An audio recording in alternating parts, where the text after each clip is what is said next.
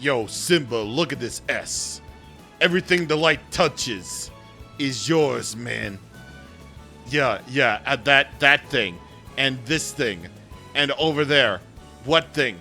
And also, you down there, shut up. You don't deserve my light. Ever. Hello there, everybody, and welcome to part 95 of Xenoblade Chronicles Definitive Edition. Okay, so we have a lot to go over because I basically spent the entire day just grinding up my characters to as best as they can be. And yeah, we're pretty much in the mid-90s right now, so we're gonna be here a little bit, just trying to figure out what the heck to even do. I mean, I already know what I'm doing for this video, but, you know, you may not. So, I basically have been doing all sorts of grinding, all up in Tephra Cave. Well, first I worked my way up from Alchemoth because it had the level mid-80s Telethia to 90s Telethia. Then I went over to Tephra Cave because for my level 90 plus training. And lo and behold, I'm way too strong for these things now. Maybe, possibly. So these level 90 Arachnos are definitely the easiest for me to train on. And you can definitely say I killed way more than enough to basically fill up an entire treasure chest. Because in the wake of my Arachno massacre, I have destroyed all sorts of Arachnos, all sorts of high-level Vangs. May or may not have killed a, a potential, egg, but it's all well and good because of the sole fact that I have my damage over time party. AKA, I have my good old-fashioned, ether party, as they say. I'm not too worried about this because in this playthrough of Xenoblade Chronicles Definitive Edition that I've never actually, done a 100% playthrough of up until this very moment, I actually discovered that damage over time is actually really freaking busted and broken in the right setup. I've been using damage over time all this time, and I've never figured out how busted it could possibly be until I saw a video of someone defeating Avalanche Odyssey with damage over time in one chain. No joke about that. So basically, for Amelia and Ricky, I have Blaze Plus and Chill Plus gems on them. Basically, anytime you give Blaze damage to an enemy, that damage keeps on building and building, so that it's basically more like DPS rather than damage over time. As you can clearly see, we're able to kill these Penisoa Arachno very easily, who have a physical defense down spike, obviously. And yeah, they're really busted and broken, and I absolutely love them for it. And I got all these gold chests that contain all sorts of really rare, unique equipment, including this weapon for Ricky called the Banquet Biter, which I got from enemy drops in Tephra Cave, namely the Arachnos. As you can see, it's a fish.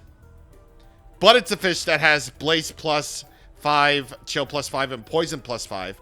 So that's very, very good. That's really, really good. Fiora also has the Conviction Blades, which I gave her from, various enemy Arachnos and enemies around Tephra Cave. The high-level ones, anyway. And I decided to give her Double Attack 5, Critical Up 5, and Haste 5. Because of the sole fact that she really needs them for the chain attacks. I'm finding new ways to get busted every single day of my life.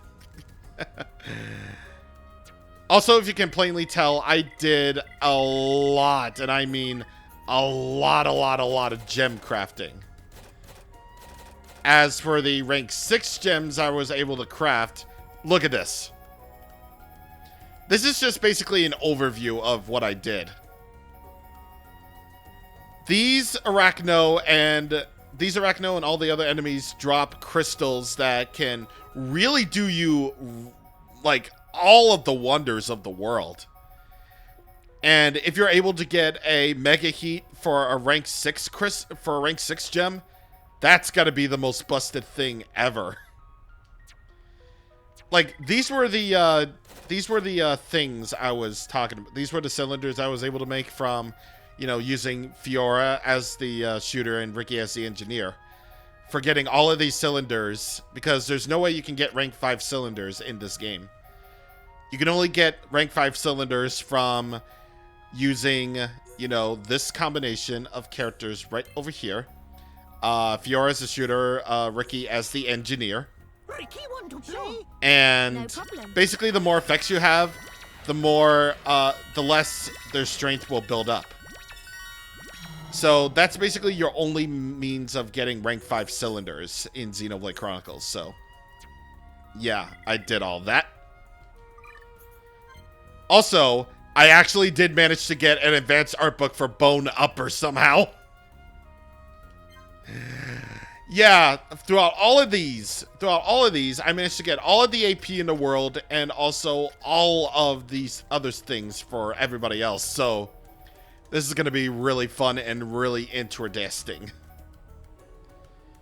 So as for Shulk, for Shulk and Fiora, I actually gave AP up 5 gems so that they can actually have, you know, all the AP in the world, because believe me, they do need all the AP in the world. Because I'm going to be leveling up arts today. Greetings. As for the Nopon Arc Sage stuff, I'm going to show this challenge later, but just so you're aware, I did do the Lost in a Dark Dream. Mainly because this contains an area that we haven't been to yet. And I did try to actually go for He of the Metal Face. So let me show you how that works then. Because it's 2 waves. Because it's all 2 waves. I have my proper skill links on to Melia and Charla with Ricky in the lead. So this is how it's going to go. Alright, so you're basically fighting Mumkar as he was at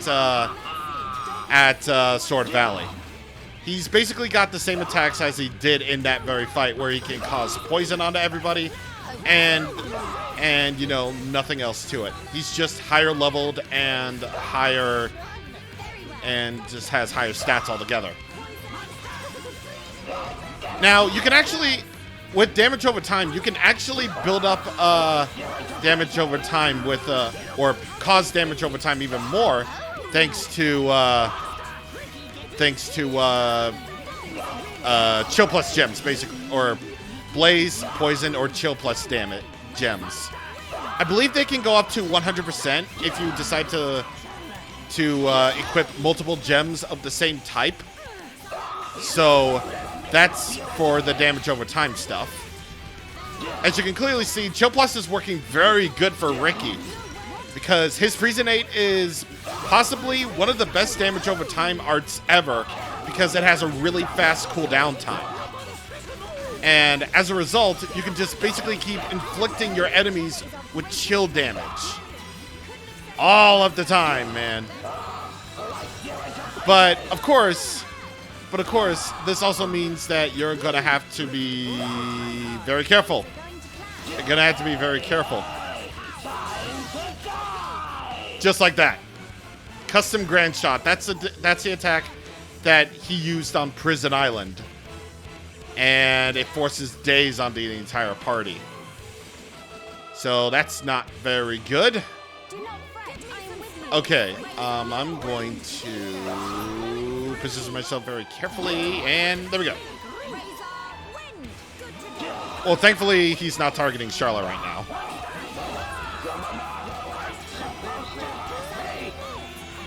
Dude! We're not fighting the Monado! You're fighting an Ether Party! Jesus Christ!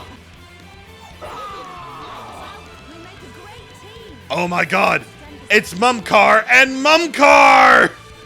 Oh my god! So now with that out of the way, you can actually fight Mumcar out of his face unit. So let's do it. So once again, this is basically the same fight as you fought Mumcar at Valak Mountain. I didn't actually go over the fight really, but he does indeed have an attack that can cause blaze damage. He can turn invincible for a little bit, and then some. Plus, once again, I gotta say it, his design out of his face unit is really freaking cool, and I love it, I love it, I love it. Now, unfortunately, you might possibly have to have a... Well, for an Ether Party, it's probably not so bad, but if you're deciding to go with this without an anti-mechon weapon, then you are definitely going to need Shulk's Monado Enchant for this. But it doesn't matter for an Ether Party because he's gonna go down. We were done for. And there it goes. There it goes. I actually did this one for the very first time, actually. Here is little something. And for completing that, you get the denim set. This is a set for Ricky.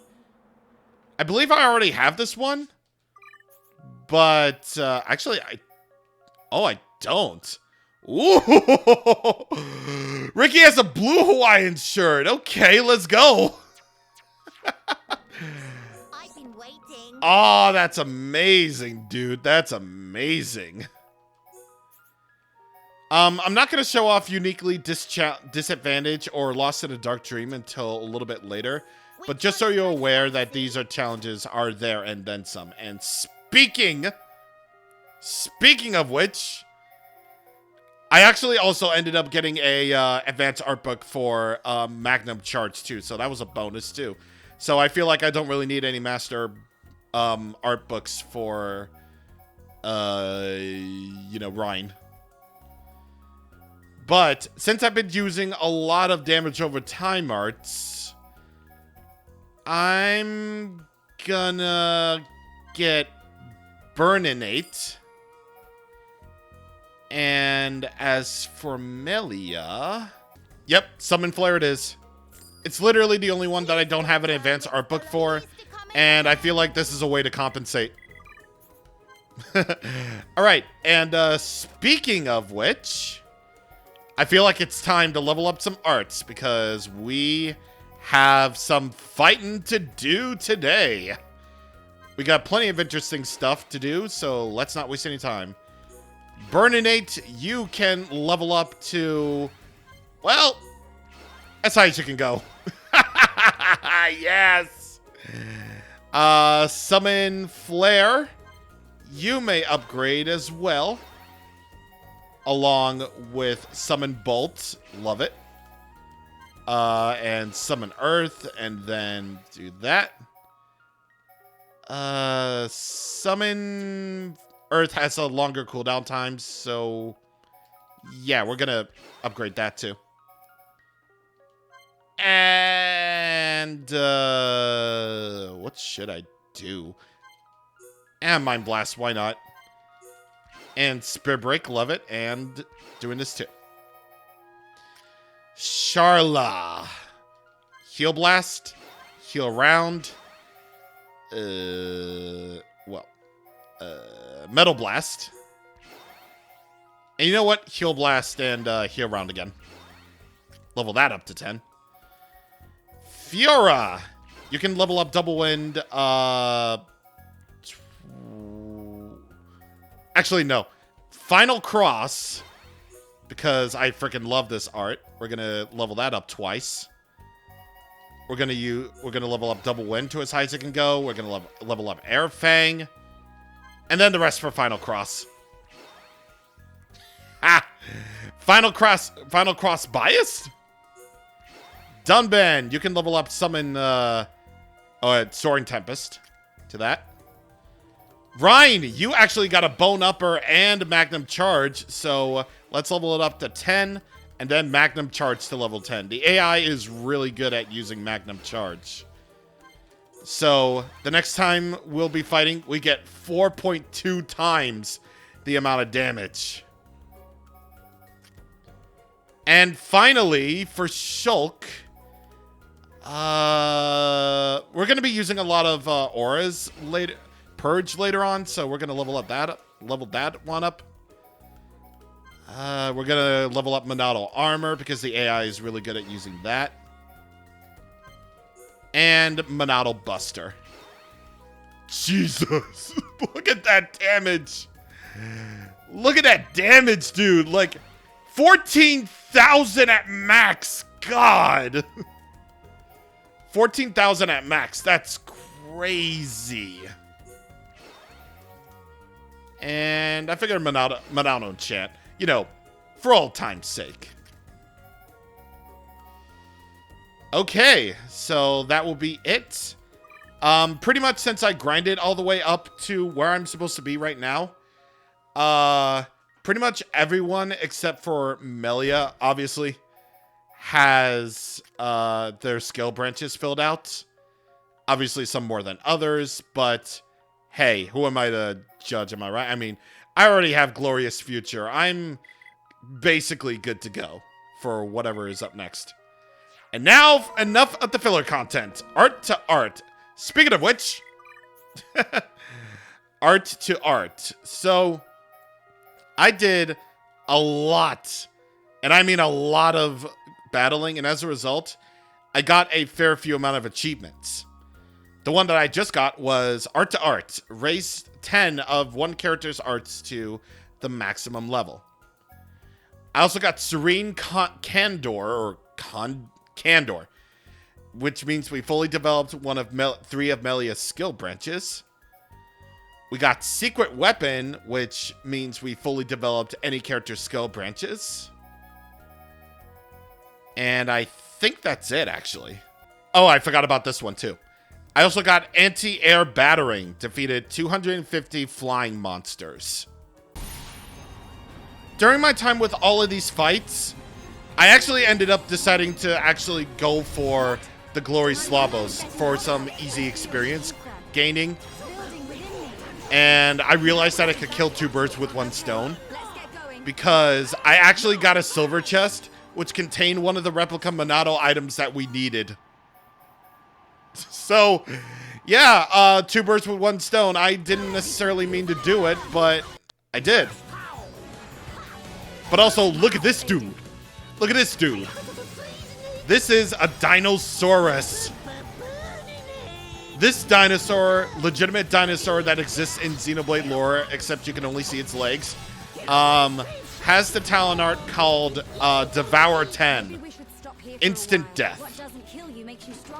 And this is basically what they drop here. They drop unbeatable crystals. So that's basically one of your few only sources in all of the world that have unbeatable crystals.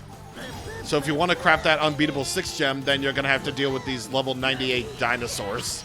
Oh yeah, and also on the Bionis right elbow, near the end of my grinding sessions, look at how fast this is going.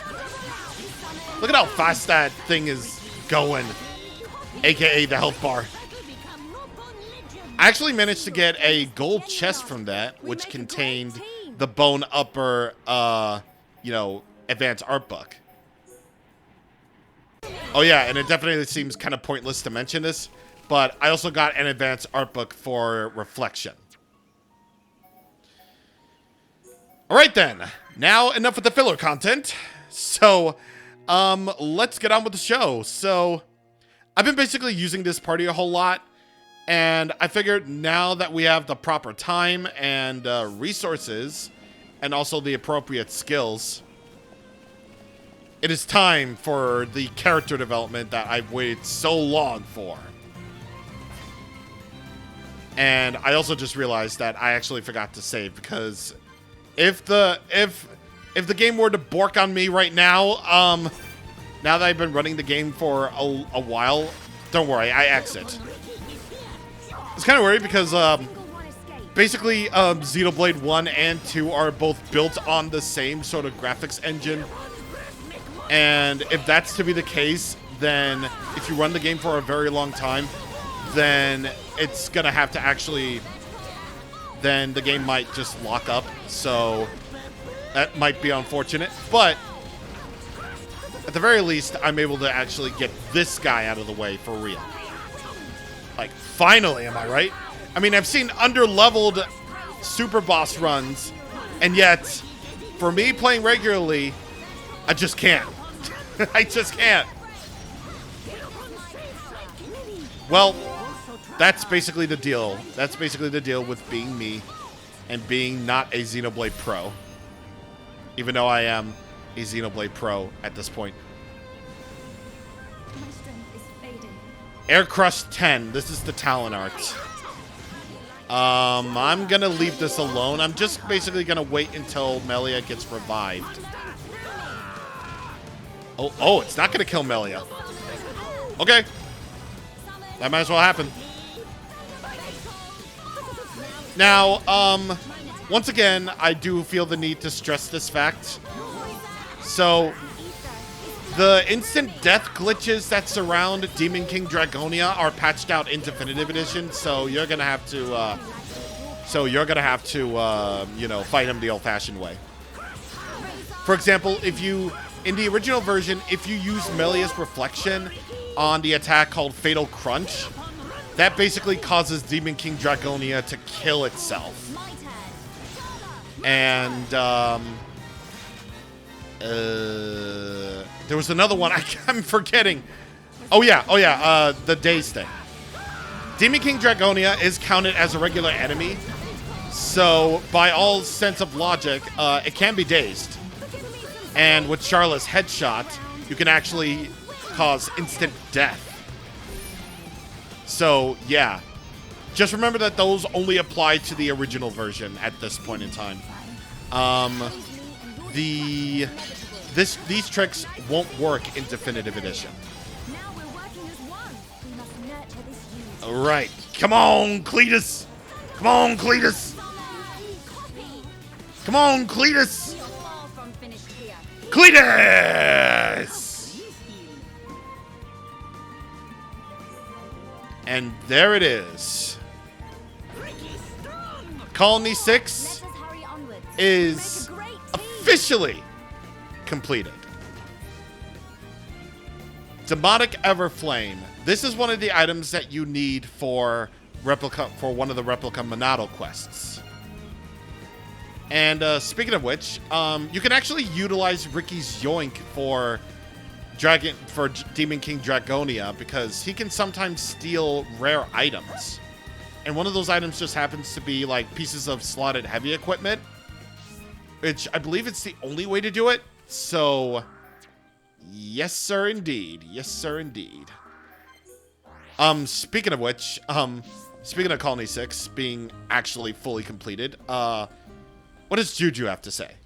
All right. Can we... Yeah. Fully populated and restoration complete. Okay, let's hear him. Finally, all the houses are occupied. The only people we should be getting now are visitors. It's great that so many people believe in this colony. It's great too, man. It's great too. It's amazing. It's much livelier than before.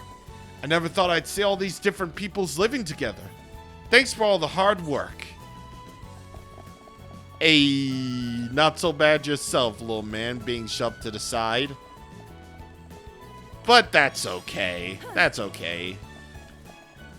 I think at that point when Juju decides to actually stop being a whiny little booty. That sounds wrong. Stops being a whiny little boy. Then that is definitely when he's like, okay, he's pretty good. This could kill me. But speaking of actually making progress, so at this point in time,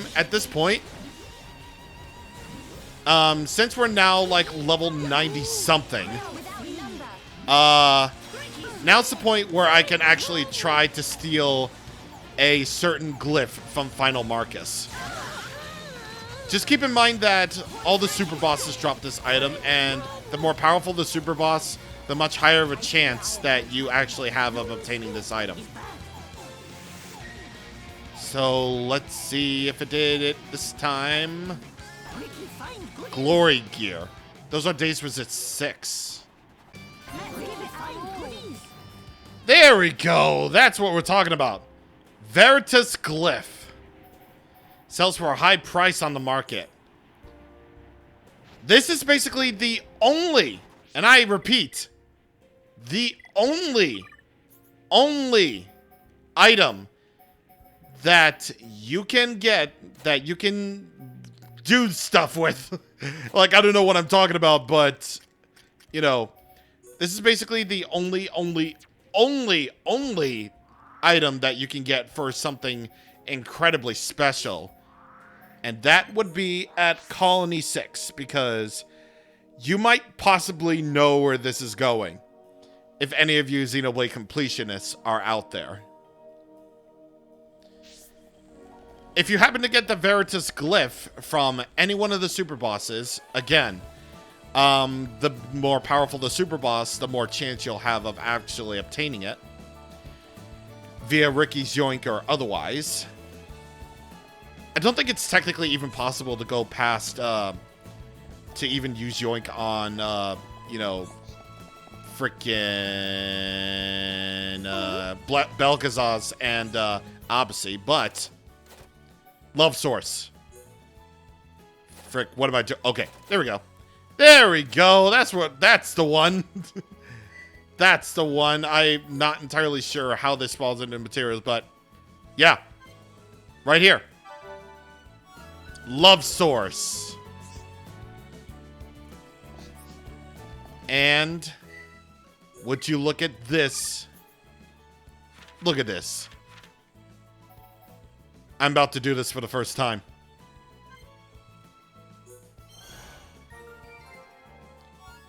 Critical up. Oh, I ran out of gems. I ran out of gems. Oh my god.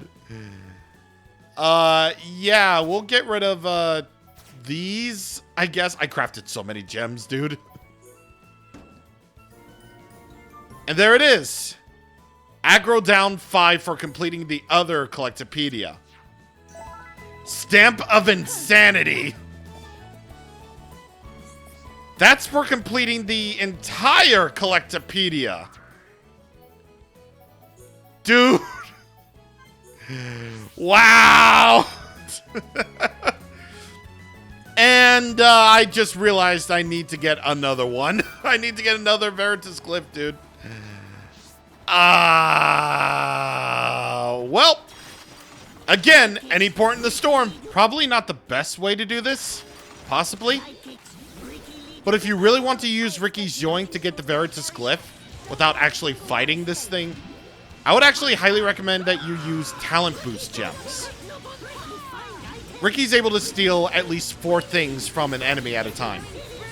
And with haste and double attack and everything, you'll be able to get Ricky's Yoink all the way up there in absolutely no time at all. And you'll also be able to, you know, steal whatever you can.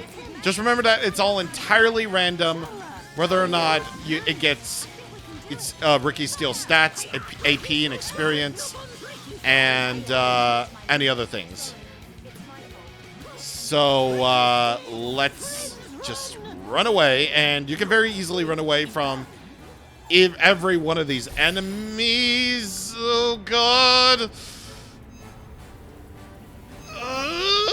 This could be really bad because oh, never mind. Okay. I was kind of worried that Visions would break the momentum of the jump. But thank God it didn't. Because I was just about to say, you can easily run away from very powerful enemies of Three Sage Summit by simply jumping off that cliff over there into the lake. Just absolutely make sure that you win the fight or run away successfully. Took me a little bit of 20 minutes, but I got one. because this is a rather special item. This collectible is the only collectible in the entire game that no matter what you do, no matter what combination of party members give it to what, they will all get 4 hearts of affinity. AKA 100 points of affinity towards, you know, getting the next big thing. Or the next big level up, I should probably say. So, yeah, that's proven to be, you know, a really good method. But I'd rather just give affinity throughout many different items anyway. But there it is. There it is. Before we celebrate, look. Now absolutely every single combination of every single party member is now best friends with each other. I feel like it's really only fitting that Ricky, Ryan, and Fiora are the last to do this. Love at first bite. That's where giving a love sorts to someone. And parties in full swing. That means we maxed out the affinity between every single combination of every single party member ever made. Jesus, Jesus, Jesus. That took me way longer than I thought it was gonna take. But we did it. We did it. We did it. We did it. And now it only seems fair to end on a heart-to-heart that we can view now that we've gotten that, because this is gonna be so good. Okay, so breaking my usual rule of seeing the best possible routes to the heart-to-hearts, I'm gonna show you the absolute worst route for this heart-to-heart, but this won't be so bad. Because, for one thing, I can just save my game and just completely overwrite my data like this. So I can show you the worst and best. This is gonna be a special case. Hello. A scene revisited.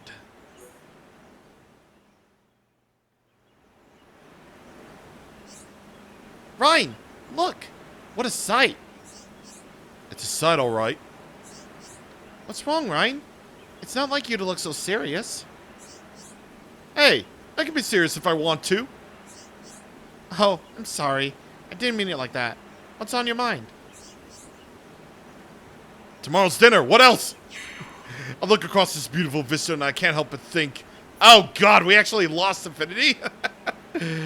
What are we gonna eat tonight? You can actually lose affinity between Bruh. What? How are the two in any way connected? I'm just worried about it, okay? You know it's my turn to make dinner. And you always get angry when I cook. And you know why, too. Because you just cook meat. Meat, so meat's good. It's full of meat. And don't you think my cooking's improved since I left the colony? Well, I don't remember you cooking a single meal at the colony, so... Nope. Never touched a frying pan in my life. But I'm a new Ryan these days, and I've decided that tonight, I'm gonna make you my extra special speciality. Ooh, what is it? Sauteed beast on a bone. So I get a big old joint of meat. Then I marinate it for 24 hours and roast over an open fire. A real man's dinner. If that's all you can come up with, I'm never eating your food again. It's as if I'm waiting another 24 hours for tonight's dinner. Gotcha. Don't worry, Fiora. I was only joking. Yeah, laugh it up. It's all one big joke to you. The rest of us are sick of you serving big burned slabs of meat. Alright, fine. Why don't you teach me how to cook more stuff? Now, Ryan, I don't mind teaching you, but are you gonna listen? You remember what happened last time, don't you? You borrowed the Monado and tried to use it to cut vegetables. Don't you worry, Fiora. When we get back to the colony, I'll be the best student ever. You better not let me down. I can just see you injuring yourself with a real knife. Right. Man, this cooking stuff sounds dangerous. Hope you're gonna be a gentle with me, Fiora. I didn't legitimately know that you could actually lose affinity. That's amazing. Heartbreaking. That's for getting a heart-to-heart view, or that's for getting, but that's for viewing a heart-to-heart's worst route. There. I said the thing. God, why do I talk all cool? Alright. Here's the best route. Before I came here with Shulk, I'd never seen this place. Was there something special about that day? You never told me about it. You could say that. It's the day we set out from Colony 9. Well, it might not have been that exact day. I don't remember. Oh, I see. Was that after I was taken? I messed up pretty badly that day. Why would you say that? Man, now you're the one acting like yourself. I suppose. But if I hadn't tried to be a hero, you could have stayed in Colony 9.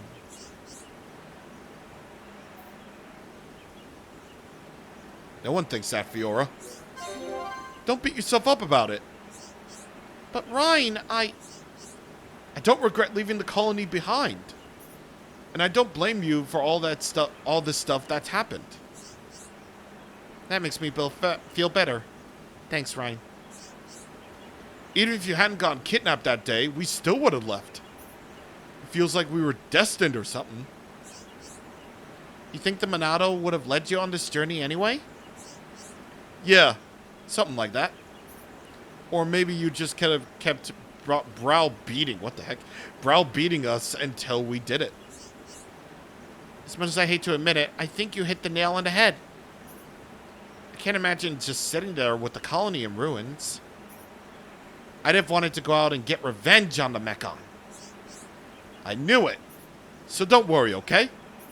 Soon this will be over and we'll all go back to the colony for good. That sounds great.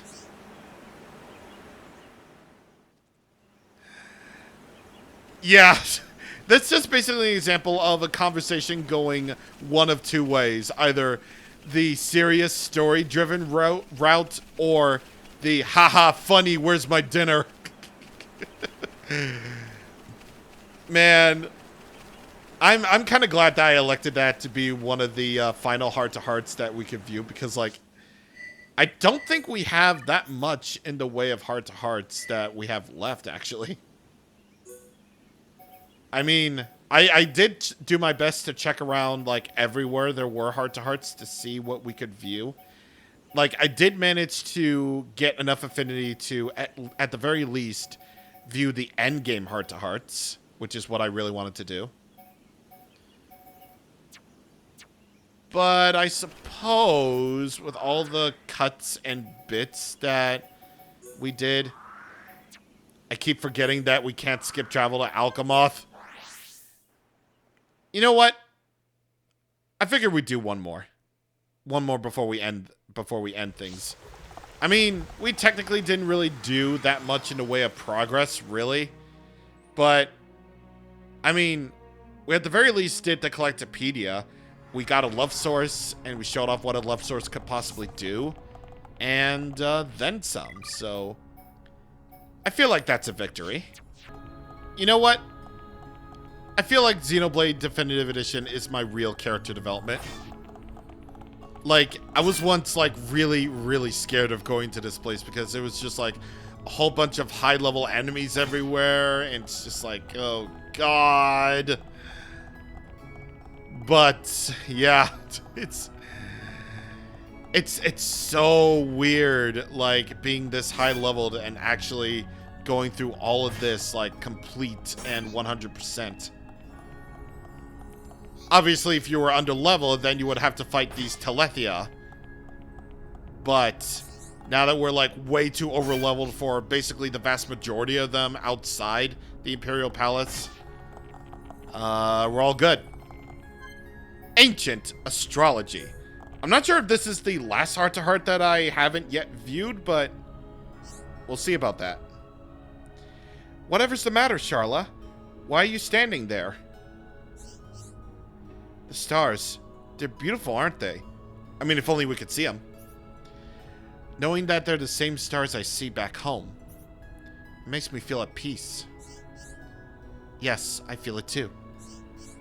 Melia, do you know anything about fortune-telling? Of course I do. It's about telling the future based on one star sign.